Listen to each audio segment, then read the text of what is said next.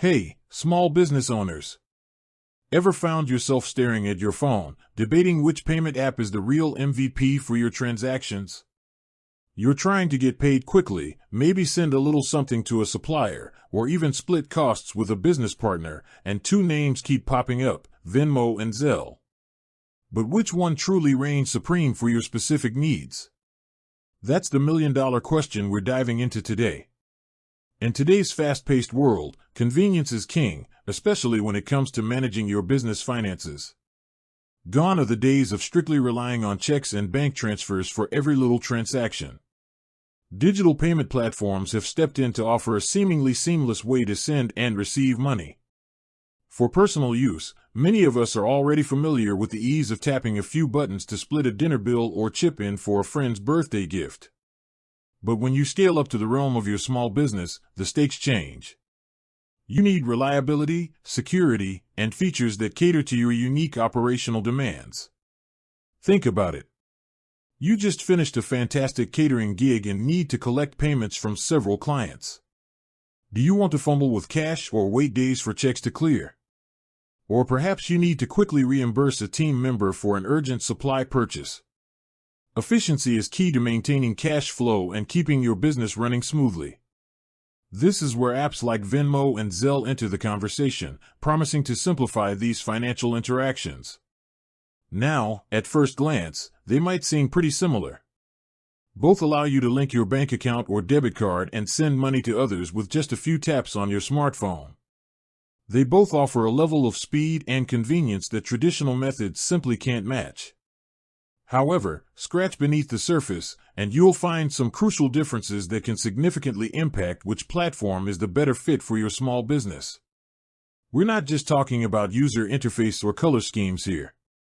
We're talking about transaction limits, fees, or the lack thereof, the level of security and fraud protection offered, and perhaps most importantly, how each platform is designed and intended to be used. Understanding these nuances can save you headaches, money, and even potential legal issues down the line. So, buckle up, because we're about to embark on a detailed comparison. We'll dissect each platform, exploring its strengths, weaknesses, and how it stacks up against the specific needs of a small business. By the end of this video, you'll have a much clearer picture of whether Venmo or Zelle deserves a permanent spot in your business toolkit. Let's get started. First up, let's talk about Venmo. Launched in 2009 and acquired by PayPal, Venmo has become synonymous with peer-to-peer, P2P, payments.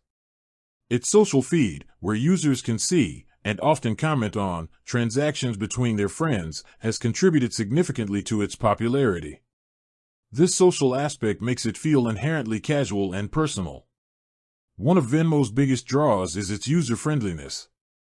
The interface is intuitive, making it incredibly easy to send and receive payments. You can link multiple bank accounts and cards, and the process of transferring funds is generally quick and straightforward. The ability to add notes and emojis to transactions adds a personal touch that many users appreciate for informal exchanges. However, when we consider Venmo for small business use, some limitations become apparent. While Venmo does offer a business profile feature, it's crucial to understand its intended scope. Venmo's primary function remains facilitating payments between individuals.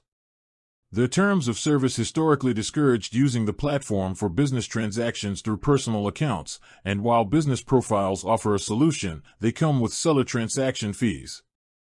Currently, for business profiles, the fee is typically 1.9% plus 10 cents per transaction.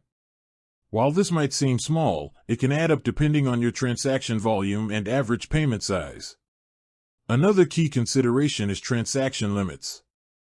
For personal accounts, these limits can be quite restrictive, potentially hindering businesses that deal with larger transactions. Even with a business profile, there might be daily or weekly limits that could impact your ability to receive payments efficiently. It's essential to check Venmo's current limits, as they can change. Furthermore, while Venmo offers security measures, its primary focus isn't on robust fraud protection for business transactions in the same way that dedicated merchant services might. The social feed, while engaging for personal use, also introduces a level of public visibility that might not be desirable for all business transactions. You might not want your customers or competitors seeing every payment you receive. Finally, integration with other business tools might be limited with Venmo. While it's great for quick, one-off payments, it might not seamlessly integrate with your accounting software or point-of-sale (POS) systems, potentially adding extra steps to your bookkeeping processes. Now, let's shift our focus to Zelle. Unlike Venmo, Zelle isn't a standalone app.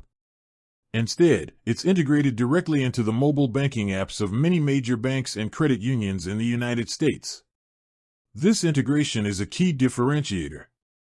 Zelle's primary strength lies in its direct connection to your bank account.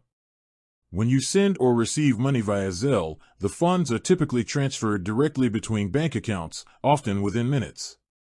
This speed and directness can be a significant advantage for small businesses that need quick access to funds. Another major benefit of Zelle is that it generally doesn't charge transaction fees for sending or receiving money.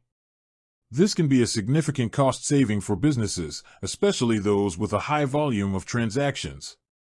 However, it's important to note that while Zelle itself doesn't charge fees, your bank might have its own policies, so it's always wise to check with your financial institution.